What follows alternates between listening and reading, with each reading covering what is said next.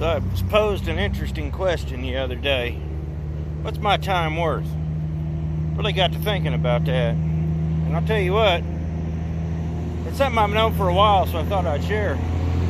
Time is worth a whole lot more than you realize, even for a company driver.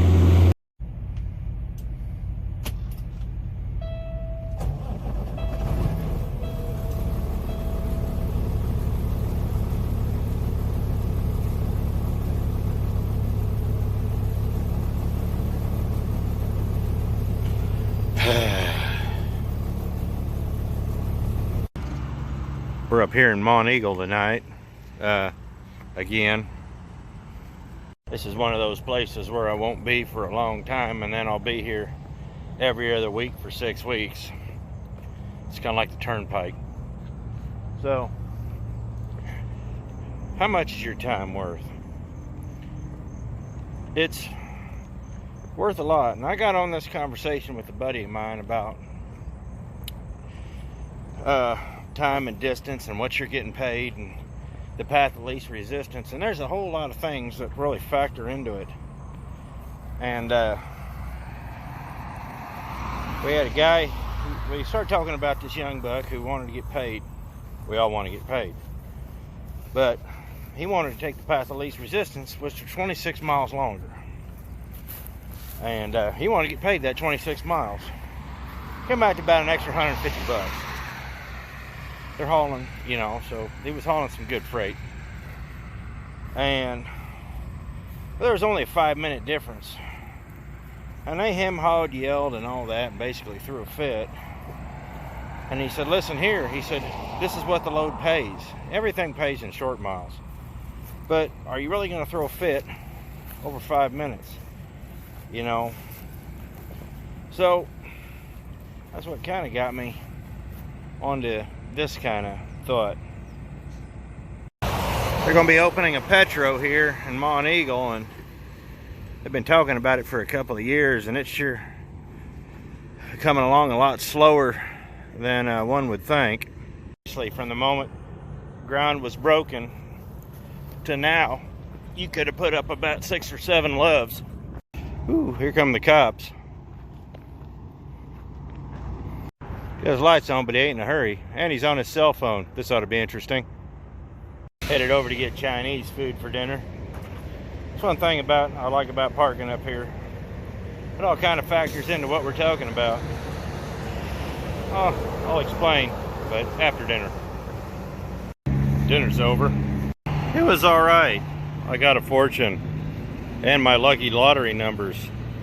You're always welcome at any gathering. Yeah, that's a bunch of crap.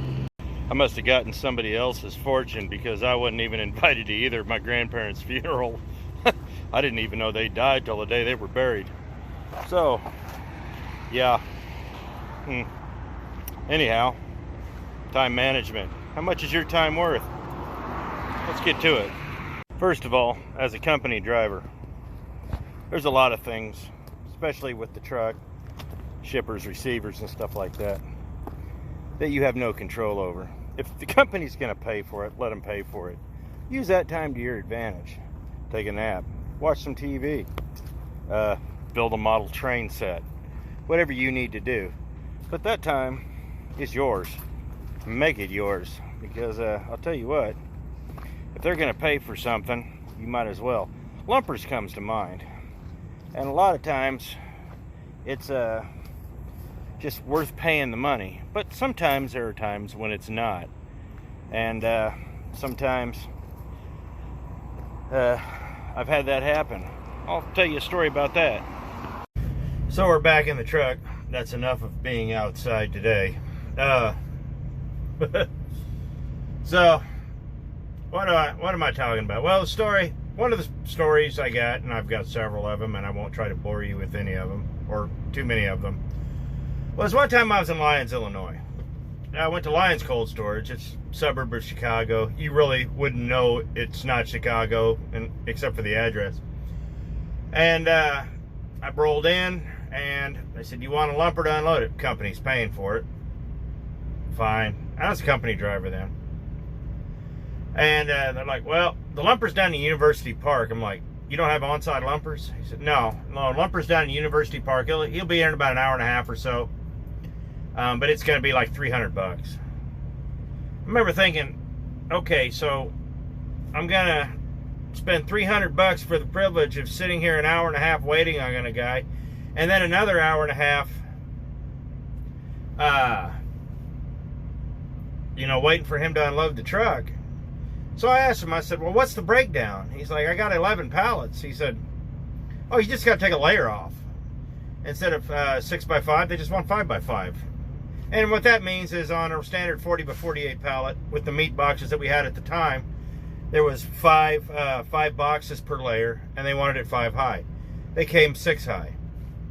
And I was like, I had a buddy of mine, I was training at the time, and me and this kid got along real well. We still friends after all these years, in fact. I looked at him and said, dude, we can knock this out in 15 minutes. He's like, yeah, I think we can. So they actually pulled it all off the truck for me, laid it all out. I threw pallets down, and him and I, we threw boxes. And 20 minutes later, we were empty, and we were out. And as an owner-operator, I went back there one time after that, and it was the same deal. 30 minutes in and out, or versus 3 hours. How much is your time worth? You know, sometimes a little legwork is worth it. Now, when it comes to unloading your trailer, sometimes you have to use discretion. Sometimes if there's a pallet or two, it's really easy. After COVID, they've made it a little harder, but there are still a few places that'll let you. But if you're in a union state, like I was in Detroit back before it was right to work, and all the dock workers were union, or like over at Hunts Point, where everybody, you know, unions everywhere out there, pay the money. You're going to be there one way or another. And if you unload your own truck, I'll guarantee you'll be one of the last guys out of there that day. You pay the guy, chances are they're going to get you out pretty quick.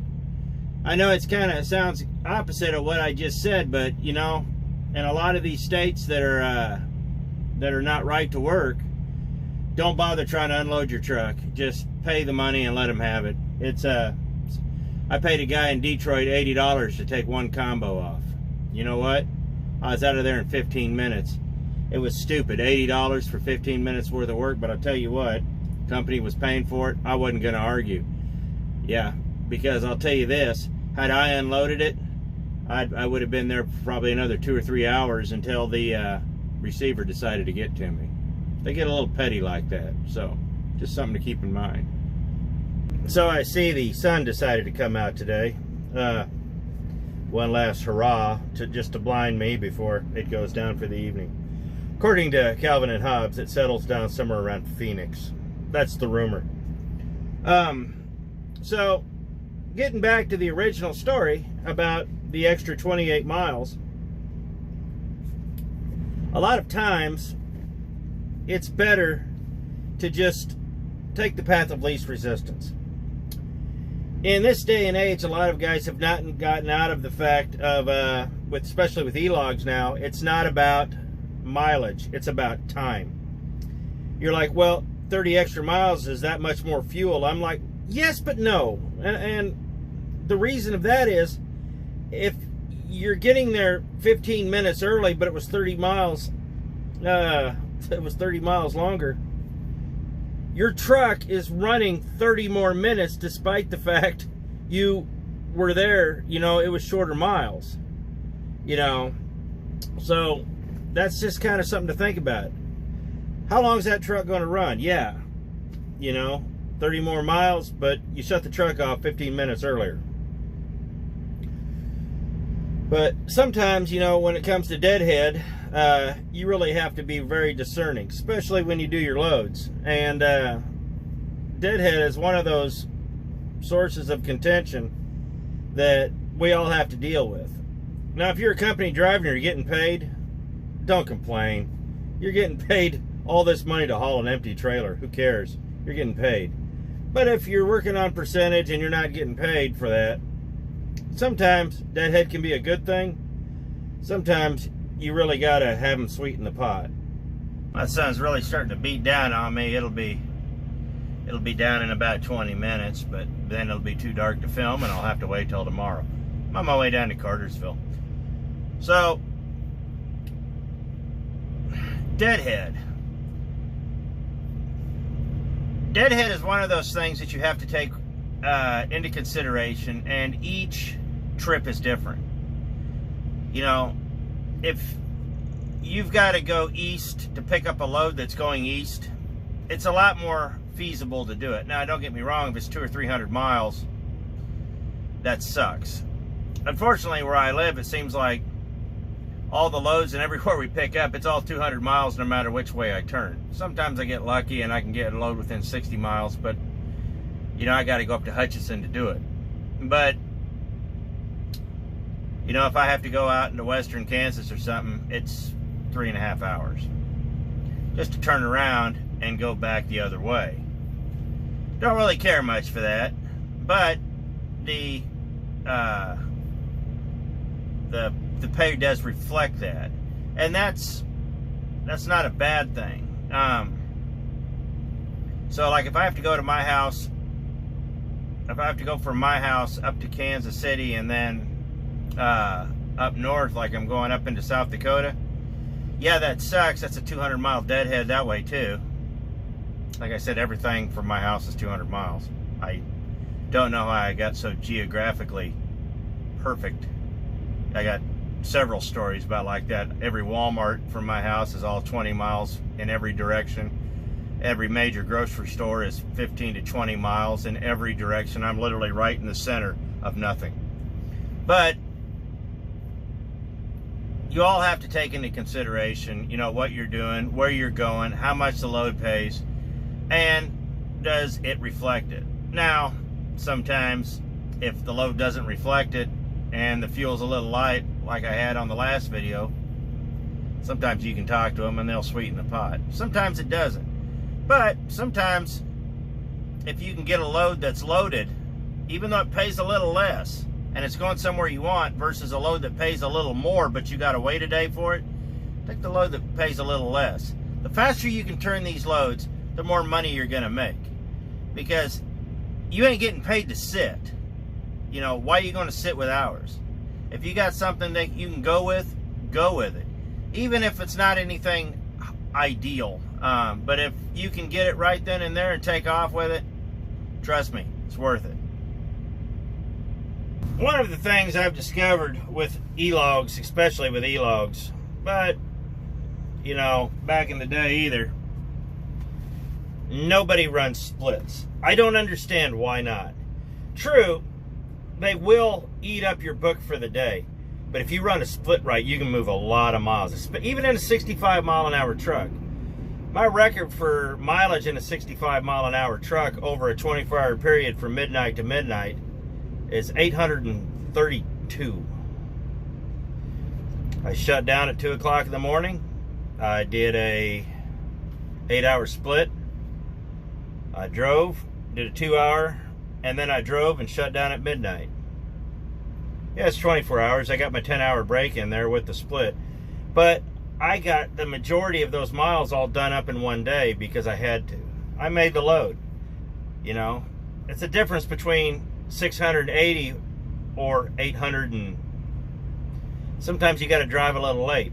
But sometimes if you're driving a little late and you realize you're not anywhere you want to be, if you drive till 2 or 3 in the morning, take an 8-hour split. Take an 8-hour in the sleeper berth, in a rest area, or even in a truck stop you don't like. Get up in the morning, drive it half hour, 45 minutes to a truck stop you do like, take your break there, and you got 2 hours to shave, shower, and all the other things that you may do. It's a nice way to wake up, and you don't feel that rushed, you know. So it's not a bad thing, and it's just something I do from time to time because, well, it makes my day go a little better. How much is your time worth? Well, you know what? If you can pack the miles in on a day, have a couple of easy days, and get things done, and have a little relax in the middle of it, it's not a bad thing. Just a little food for thought. Basically, what I'm talking about is something that I've preached a lot the last few years, and that's proper time management. How much is your time worth? Not how much is your time worth to the company. How much is time worth to you? How do you maximize your day? Everybody, it's different. But the important thing is that you try a few things, you figure a few things out. You know, nobody wants to run a recap. Everybody thinks they have to have a restart. You know what? I used to be that way, and a buddy of mine says, I don't know why. I said, what do you mean? He said, 70 hours is still 70 hours.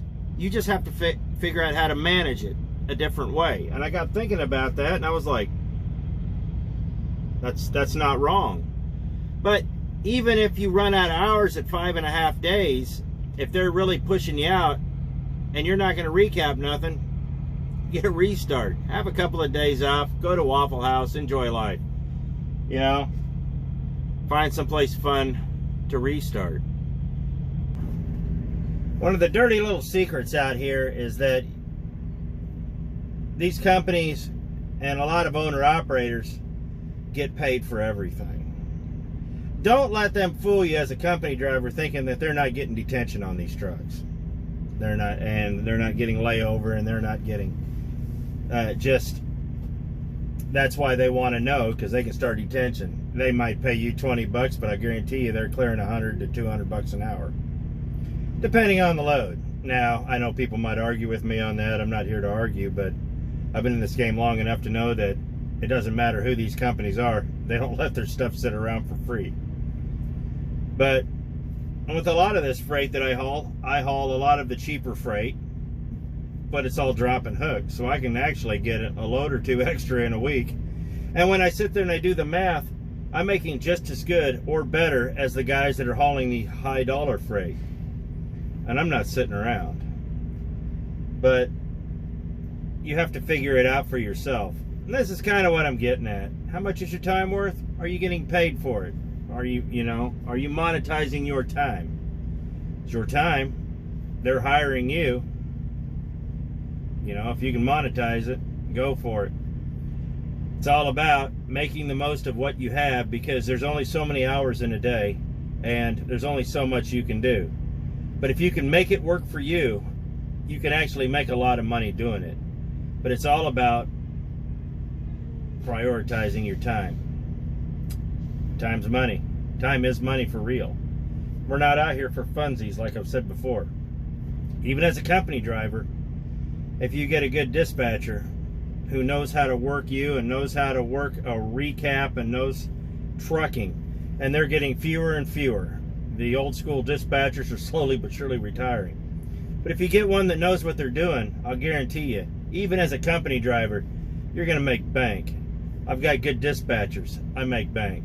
I like what I'm doing.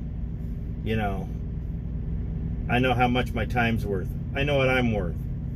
And if I'm going to be out here working for people, or at leasing my services on, because I do own the truck, I'm gonna, I have a set cost. I know what it costs me, and I also know what my time is worth. And I don't work for cheap. Nope.